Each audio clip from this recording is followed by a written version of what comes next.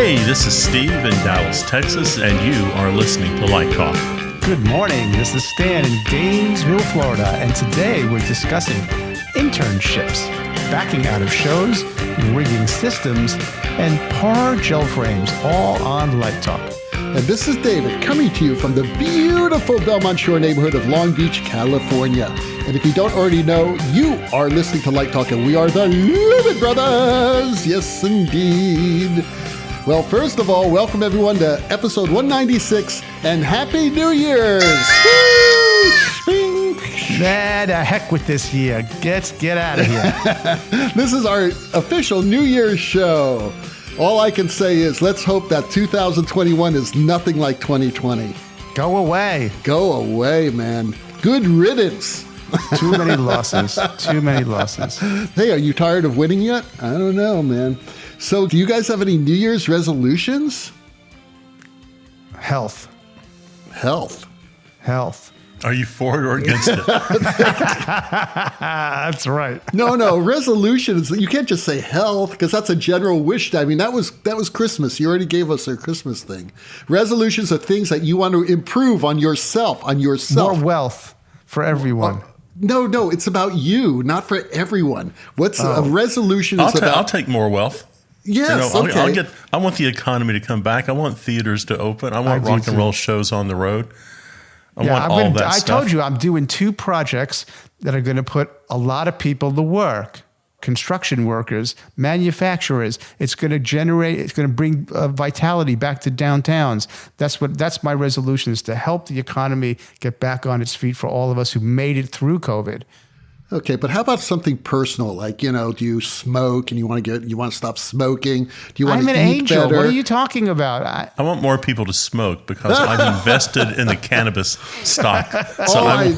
Steve's investing in marijuana. You know something, Steve? You are on the right side. I'm telling you, man. I'm going to buy directly from you. Do you deliver, by the way? Yeah, Steve will have to give me those stock tickers. I need to know those 3-letter tickers for those companies. I think we're 6 months away from the federal government calling it a day and saying it's all right to have recreational and medical cannabis.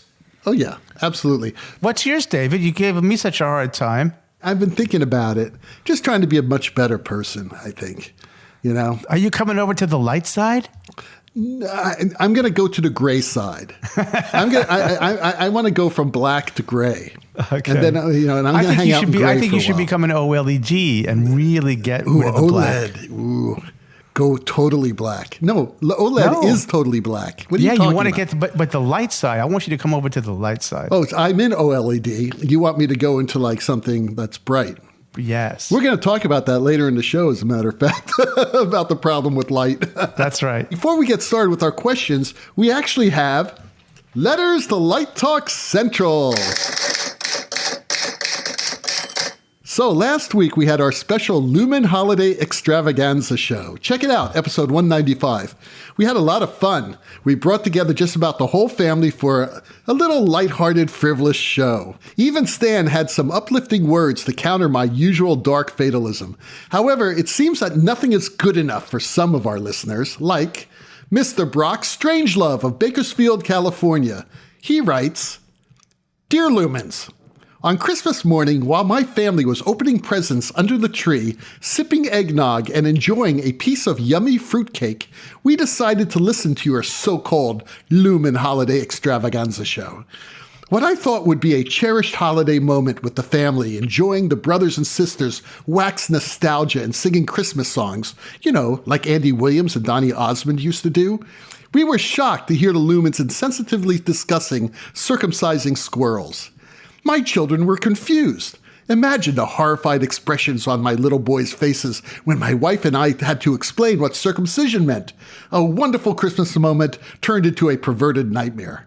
Is this what you call wholesome holiday entertainment?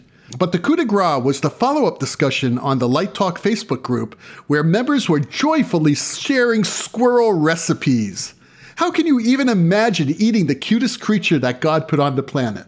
Finally, I find it outright surprising that you packed your family with 3 Jews and 2 Gentiles. Shocking for a Christmas show. QAnon is right. You're all a bunch of satanic perverts eating babies and taking over America. Please consider me a former listener of Light Talk. Kiss, kiss, Brock. I just want to point out that today I posted a squirrel smoothie recipe. Wow. We're actually starting a Lumen squirrel recipe book. So, keep those squirrel recipes coming in. And Brock, too bad, man. We're going to miss you. And you don't know what you're missing. So with that out of the way, Steve has our first listener question. I wonder if they eat uncircumcised squirrels. Oh, no, you don't. Okay, it has nothing to do with being circumcised to be eaten as a squirrel. Okay, that was something totally different. So go ahead. Okay. Russell in Oslo writes, can you explain the difference between an apprentice and an intern position? I'll make it succinct.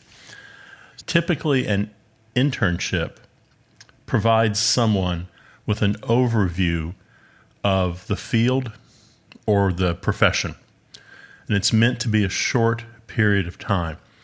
Also, an internship is kind of a surface level learning. This is not a deep dive into this. This is for someone who is exploring a variety of interest in maybe a specific field. To give you an example of an internship, if you go to Jacob's Pillow, the kind of center of the planet for dance, at Jacob's Pillow, if you're an intern there, then you and your fellow interns all spend, I think, a week in lighting, a week in scenery, a week in costume, a week at the box office, a week in props. So you see how the whole mechanism works. And maybe you start it all over again and pick up another couple weeks in the areas that you're particularly interested in. An apprenticeship, on the other hand, is meant for someone who has made a career decision, and they're looking for a deep dive, an in-depth experience in a specific field. So an apprenticeship usually consists of a hands-on experience and also classroom education.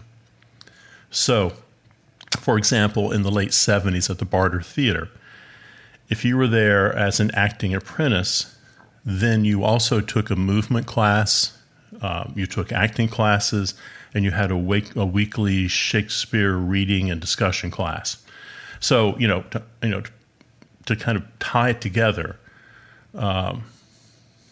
internship programs definitely outnumber apprenticeship programs in America. Apprenticeships are longer term. The pay is better if you're an intern. Apprenticeships give you a hands-on training. There's classroom training or some type of training that is specifically tied to the apprenticeship. And the big thing is that when you leave an apprenticeship, quite often an apprenticeship is your audition maybe for a job at that firm or that theater company. So that's kind of the difference between apprenticeships and interns. They serve two completely different purposes. At least in my experience, I've seen a lot of internships being very low paid, if zero paid positions. Like I remember when I was a grad student, we had an internship with the Dallas Opera, and I didn't get paid for that, but I got to experience and watch. It was more like being a shadow for lighting designers, and I got to deal with that, and also cutting gel and things like that, sort of crappy jobs. The apprenticeship, for me, is someone you're sort of assigned to. You're sort of assigned to a person, and that person is sort of your assistant, or they're learning the profession through working with you. So I think it's a little closer of a relationship. But traditionally speaking, Steve is absolutely right that you have those differences. How about you, Stan? Have you seen any situations like that? Well, I think Steve's description, I was kind of curious how he was going to answer the question. I thought he did a really beautiful job of delineating the differences and with quite a lot of nuance there. And I was just thinking as I was listening to both of you guys, great explanations of a little bit of the history too, because I agree with what was said, but I also think that it comes from this old trade guilds mentality from Europe where there were there was someone who was considered a master in a particular trade or skill. There was somebody who was considered a journeyman, which is like the middle ground, and then someone who was the apprentice, who was striving to become a journeyman and then a master. And so it's like the union. It's sort of like the IA. Well, that's they have right. all those positions. That's right. So I think the apprentice is the person who is linked up to a master or a journeyman who are ahead of them in terms of skills and careers, and is then taking that person under their wing, so to speak. And I think Steve describes the internship quite accurately. And I like to think of our relationship that we have with the Oslo, where we send lighting students down there. I like to think of that more as an apprenticeship, because they're grad students and they're not really just dabbling. They sort of know what they want. They really want to be exposed to somebody who is a master, and the quality and the level of designers who are working at the Oslo are definitely masters. So I like to think of it or characterize it as an apprenticeship rather than an internship, where an internship is, like Steve said, is sort of an entry level kind of thing. So I agree with that. I just add that sort of those three phases of to apprentice, to journeyman, to master. I know that's true in the IBEW, in the Electricians Union. They sort of had those same kind of, and it comes from, I think, that the medieval trade guilds of Europe. It's a carryover from that. I looked up the legal definition here, and the legal definition of an intern is that the organization must pay the intern. For private sector employers in the United States, the answer is almost always yes. Generally, the intern will be paid at least minimum wage as well as overtime. There you go. In our situation at the Oslo, they do get food and housing, and we compensate them for travel, but I don't think they're given a stipend of any kind or a small amount of money. So they can't be legally interns then? I guess not. If I read the next paragraph, it says that roughly 70% of internships are paid as part-time employees, and roughly 30% are unpaid. Oh, but there needs to be a tangible benefit that is going to the intern to make it recognized as an intern. I see. Position. So it could be the experience as the tangible benefit. Sure. I think what's happening is the line in the theater world between interns and apprenticeships is blurring. And so they're trying to make this hybrid, and maybe they should call it something else. I mean, that's why we have a hybrid called Observer, which is definitely non-paid. That's like shadowing. Exactly. So this is actually a good lesson for everyone who's out there looking at Art Search and looking at all those internship positions, is to make sure you understand how much you're getting paid, or if you're getting paid in some other way, like chickens or squirrels. You never know.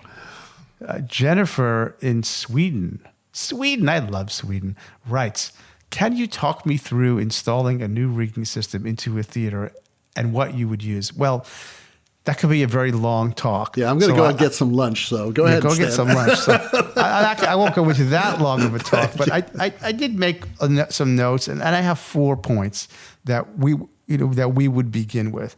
The first is the program. Like, what does your theater do? So what are the operations? What kind of shows do you do? And you determine, basically what the needs of a system are based on programming. So what kind of stuff happens there? That would be so that's point number 1. Point number 2 is, what's the budget? That's always going to have an impact on the type of rigging system that you're going to install. If you have a very generous budget or you have a small budget, and you're going to think about what types of systems and what can the theater afford relative to what they're doing.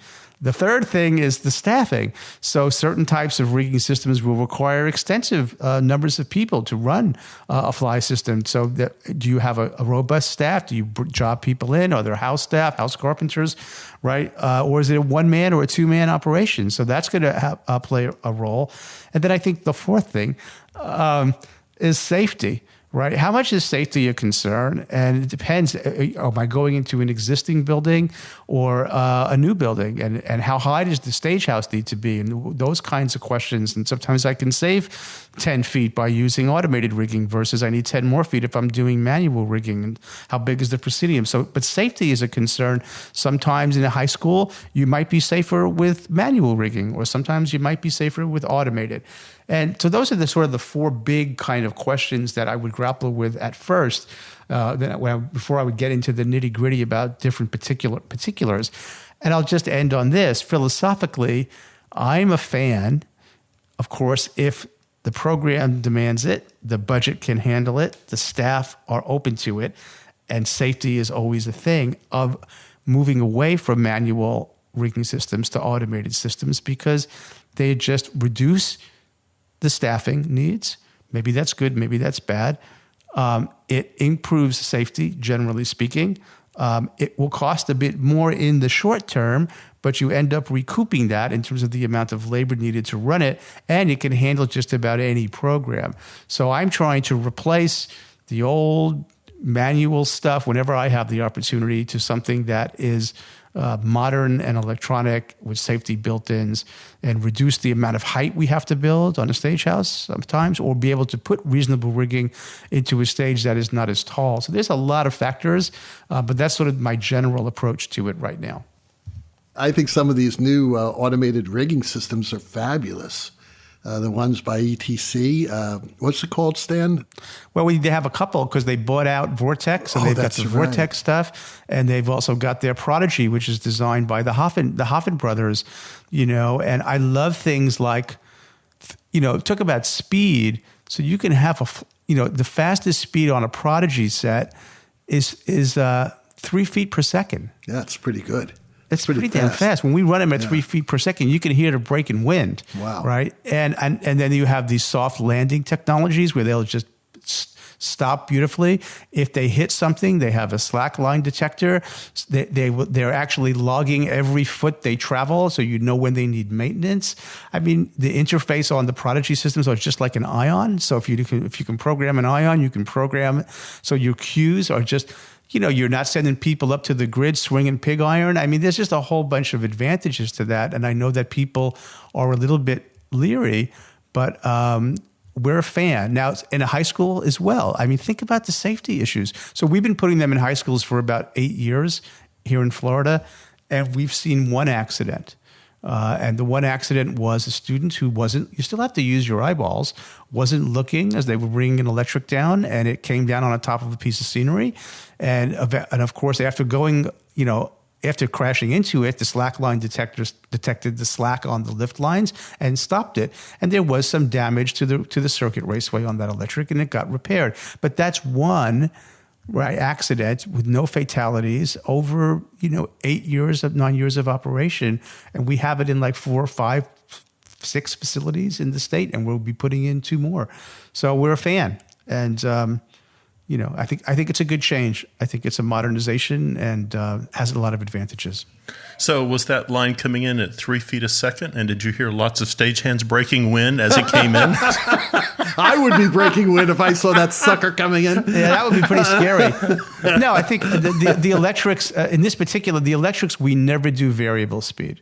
There's really no good reason in a high school to put variable speed on an electric pipe.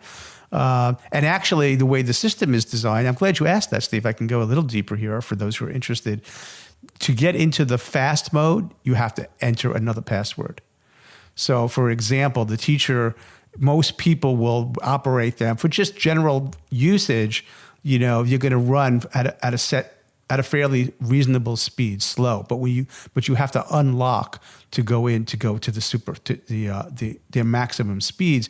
Those, of course, can be recorded into the queues. So if you're doing Nutcracker and you need a quick change and the drop's got to fly fast, that's going to be put in the queue. So, but actually, I would recommend that anybody who's interested to go down to the ETC showrooms. We've got one in Orlando where they've got all the motors in place, and you can play with them and see how they operate and look inside and see. They've really done a really good job of being really transparent about the technologies. And I think a lot of it comes from the advancements in cargo cranes. Cargo cranes are working all over the world, lifting containers off ships. You rarely hear about accidents. And they've taken some of that knowledge and applied that to our industry. Well, I mean, I would argue, too, that an automated system takes hours off of your load-in. Absolutely. Yeah, absolutely. I'm surprised more people aren't doing this in black box spaces. Mm-hmm. Get rid of those egg crate grids that take hours to hang and run cable. Let me say something, Steve, because you mentioned that for black box, there's some new products that are just hitting the market from ETC Prodigy are these lightweight pipes for light duty, and now they have ones called studio pipe. So, for example, in one facility I'm designing for the box boom positions, it doesn't need a lot of fixtures. I'll just put these little short, 8-foot, 9-foot studio pipes with a weight load that's appropriate. Let me give an example. We did this, the first P75s, which are 75-foot motors that ETC ever sold, we did here in Florida. We were the first to do it. And that theater, they took a risk, and there were bumps along the way, but they sometimes hire up to 60 stagehands to bring in shows at that facility. And they run the shows with one person at the controller. And they now are so happy that they have that. And the people that come in, they just love the theater. I was watching a video they made the other day, I didn't know, where they talk about it. And they're so proud of it. So I think it's the way to go these days. And it's just... I think Clancy has systems as well. So there's several manufacturers out there that I don't know about Europe. Do you guys know about any of the good rigging manufacturers in Europe who are doing the automated stuff? All I know is that every theater that I work in Europe has automated rigging systems. And I'm trying to get rid of tie line. I mean, Jesus. There's a segue. When we get the wireless electricity, you won't have anything to tie up. Plastic. Yeah, go to the Netherlands. I mean, all of their soft goods are on large carabiner-like things. They have 3 pieces of tie line on it, one for center and one for each end. So it takes about 10 seconds to hang a leg. Borders are the same way. If you look at those, it looks like a flatworm. It's a little piece of rubber band that they use to wrap around bundles of flowers. Everything is so fast. The mundane things, that slow you down is tie line. I mean, how many times do you go somewhere and they got to retie something because someone didn't quite start it right? Yeah. I mean, I'm just amazed at how fast I can bring a show into a theater in anywhere in the Netherlands. Well, yeah, the automated rigging, it's just a beautiful thing. Brian in Ohio writes, when can you back out of a contracted show for a better show that comes along? Oh. Anytime. You just may not want to. Beware. The alarms going off, red flags, fireworks. Proceed with caution. This happened to me once. Actually, it happened to me 3 times. And the first time I actually backed out of the contract. And the other 2 times I didn't. Now, let me tell you, this does happen because we get booked up. And a lot of times you'll book yourself into a show that, it's may not be the show that you really wanted to do, but it's a job and you need to earn a living. And so you take the show, right? And actually, maybe it's actually going to be an interesting show. You never know. But you're booked in that show for about a year in advance. And you signed a contract. And then all of a sudden, this other opportunity comes up at a much larger theater. Maybe it's a brand new production somewhere. Maybe it's a pre-Broadway show. Maybe it's a huge opera in Europe that's probably going to have legs. And then you're going to have to make a decision. Because if you back out of a show, especially if it's at the last minute, you are pretty much going to blackball yourself for working in that theater again. However, if you go to the producer or artistic director, or first of all, go to the director and tell this director, well, I just got this opportunity. What do you think? Because you don't want to burn your bridge with the director ever. Then the director, if it's a no-brainer, like you got a show at the Met, right? Or you got a Broadway show, of course, they're going to understand. And what you do is you explain the situation and you already have people lined up to take your place in case they're interested. And, and talk to the director about it. See if the director wants to work with these other lighting designers or set designers or whatever. Very, very important. But it's not always black and white like that. I have turned down shows that would have made me a lot of money because the show that I was contracted to was someone who I was very loyal to. And I don't think you could put a price on loyalty. I think loyalty is the most important thing that you can have in this business because these are relationships. And I'm talking about directors more than anyone else. Or it could be an artistic director too. And I can think of 2 cases where I gave up a show in a much larger venue that toured, and I would have made close to $100,000 had I taken that show. And I turned it down because I was loyal to the original person. And I don't regret it. I really don't, because when I look at this person every time, I just understand why I did it, because they're just such great people. So I don't know. What do you guys think? What does the union say about it? What is the legality here? Is there a timetable? Well, there's no timetable, really. I mean, it's a contract. You are contracted to do that show, but both parties can agree to let you out of the contract. And this happens, with not only designers, happens with singers a lot and actors too. If a big TV show comes up and an actor's in a regional theater play, they're going to dump that play so fast. And usually the producer understands and they're going to let them go because they understand that they want it. And to tell you the truth, had I talked to this artistic director and explained the situation, he would have let me go do it. But I would not put him in that position. I just didn't want to do that. I just think it's a call that you have to make yourself. But be careful, handle with care, and be honest. Always be honest. Well, I have a joke answer and a serious answer. So the joke answer, I just hire somebody else to do the other project. But maybe you can't do that. And have someone else show up at rehearsals and they don't know who they are? Well, I'm just thinking, if it depends on the kind of, if it's a lighting design job, I guess not. I've seen that happen at regional theaters. Yeah, you're sitting there and all of a sudden the incredibly famous multi-Tony award-winning designer is not there, because he or she just has another amazing Broadway show that's opening and the associate is there. Yep. Let me tell you something. It's never a good situation. You are listening to Light Talk, and today Light Talk is sponsored by Sambursky Labs.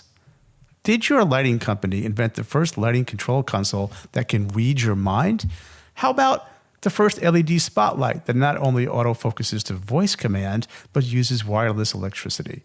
Or did they invent a new magnet that lifts thousands of pounds above the audience's head without the use of any wires or cables? If your company developed any technologies like this, then you need Sambursky Labs to protect your innovative intellectual property. Sambursky Labs will write the most ironclad, non-disclosure agreements you can imagine. With our team of former Soviet security agents, any violation of the NDAs are swiftly met by a well-dressed, discreet, and highly lethal agent. The offending employee who makes the mistake of disclosing your secrets will be quickly plugged into a high-voltage device guaranteed to wipe their memory of any trade secrets, including all memory of their life prior to the illegal disclosure. Or we will just lace their undies with poison, or they will wake up with a bear's head in their sheets. Your choice. Contract the services of Sambursky Labs and put an end to those loose lips. Remember our name, Sambursky Labs. Then forget it. Your life could depend on it. And now back to Light Talk. Well, those crazy ducks tell us that it's time for another installment of Let's Talk About. And today's Let's Talk About is all about, well, it's about doing summer theater intense, believe it or not. We got this question from Doug from Cambridge, Mass., our fair city. I think many of the first shows that come back after the pandemic will be outdoors. True. How do you write cues for outdoor shows when your ambient light will change so much? In particular, if a show runs outdoors over several weeks in the summer, a cue written for a show in the evening in early July might have a very different lighting environment than the show in early August. So we decided to elevate this question to our Let's Talk About segment because we're all going to have to tackle this challenge, and it is quite complex. Stan, Steve, any ideas? It's not complex, Doug.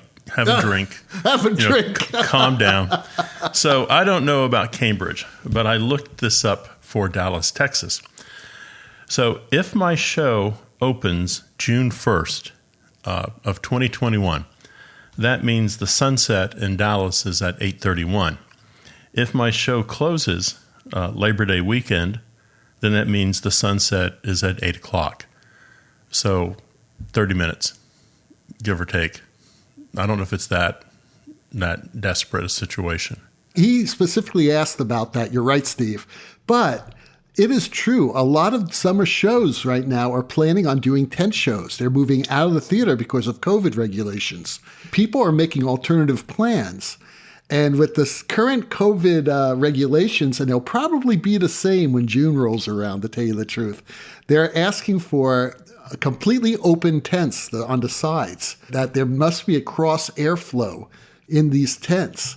So that means there's a lot of light that's coming in. So let's even forget about the 30 minutes that's things are going to change. How do you light a show with so much ambient light coming into a tent? Well, I think people who do summer stock theater in an outdoor environment have been doing this for a long time. So I'm not convinced that. Well, I have to say I don't know anybody who's come back to the theater 2 or 3 times over the course of 3 or 4 months. And relit the last, 30 minutes of their show, or I think it's maybe a problem that's if you have time to do it, I think it could be a really interesting proposition for a university that has a summer stock theater.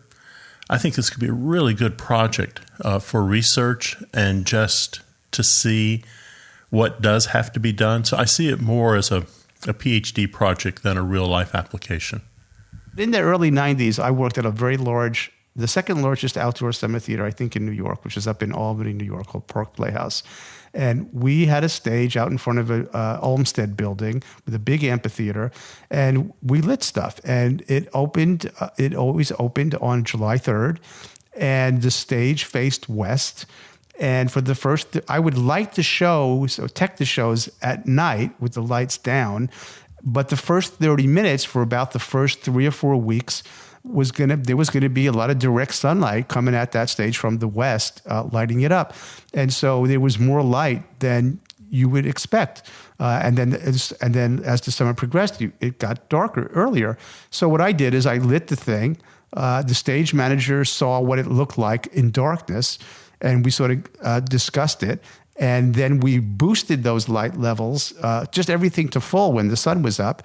And then as the summer progressed, the stage manager was given license to just pull out that light back down to the recorded levels, which we did when there was no sun at all. And it worked out just fine. Back then, of course, it would have been really complex to do a sun study of that space with the right GPS and see what the sun was going to be doing and get a sense of it. And now almost every software out there, all the software I use from WYSIWYG to Vectorworks to Lumion, they all let you place your venue right on the GPS coordinates, set the time of day, and if the sky is overcast or cloudy, and you'll see exactly what you're going to have, so you can sort of get a sense of what that is. Of course, we didn't have that then. No. In software, you'd have to do it, take a model and use a sundial and figure out what's going on.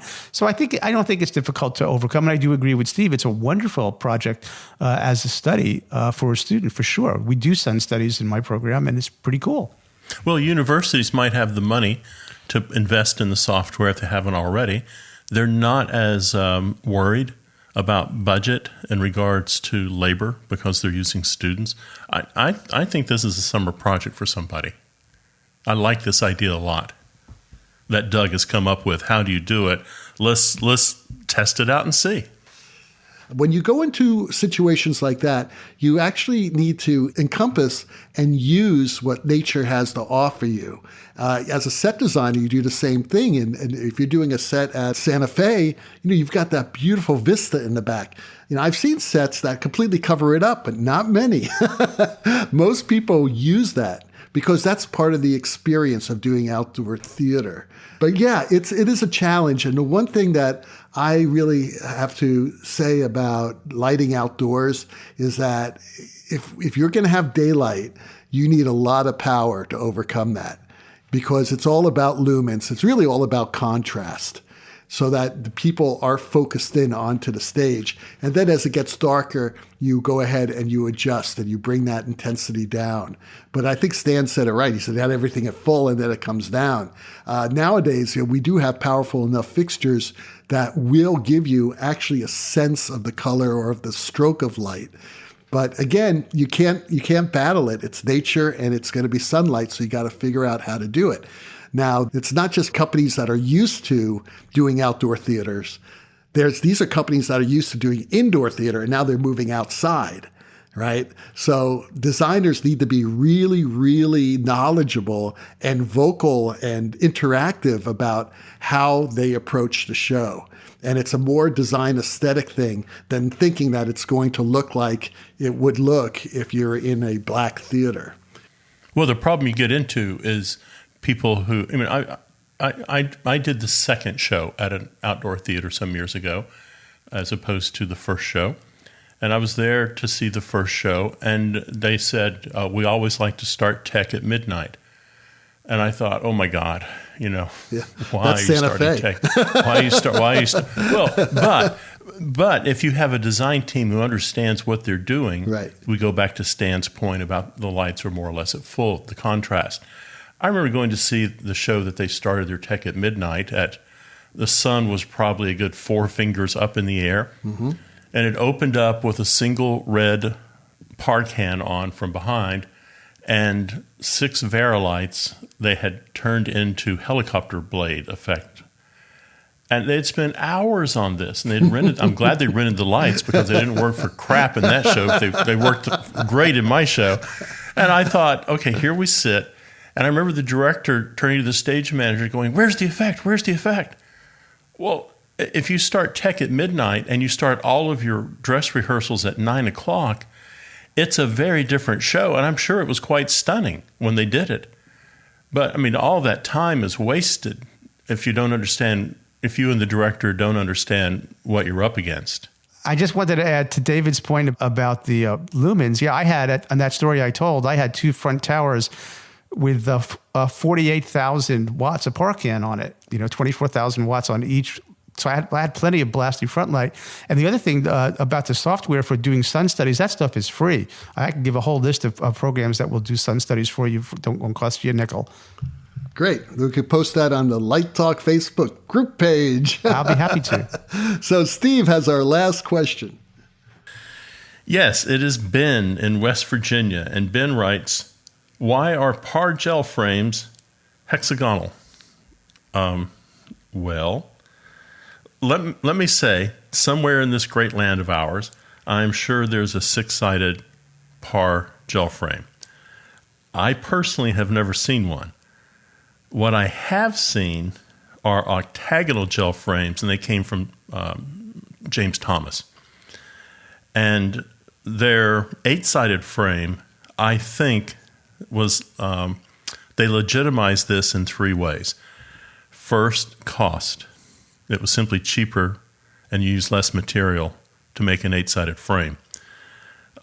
Second, it was weight, and it doesn't seem like a lot, but if you think back, someone, I've forgotten who it is on Facebook right now, is posting the kind of Parcan glory days. And when you were seeing 600 or 700 or 800 Parcans in the air, that's right. Every little ounce made a difference.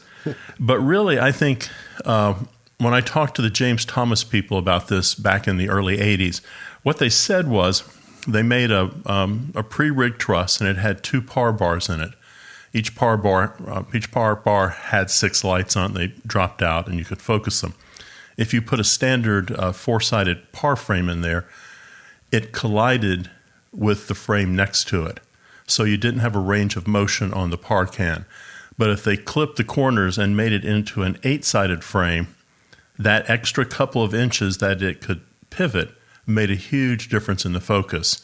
So they said focus because the lights were so tightly packed in that par bar. That makes a lot of sense. I didn't know that. That's really actually makes a lot of sense. Makes sense. Can I add something to Steve's point about the weight? This is a strange piece of trivia, but if you drink Coca-Cola out of a can, you will remember that the cans used to have a straight, at the top and bottom, they had like a rim, right? And now they don't. Right. They're rounded. Right. And why? Back to Steve's point, they saved millions of dollars by redesigning the Coke can because each one uses just that much less aluminum. Crazy but true. There you go. Crazy but truth. Well, Ben, on that note, let me say that if you are a Coca-Cola drinker and you drink out of a can, for God's sakes, use a straw. Yes.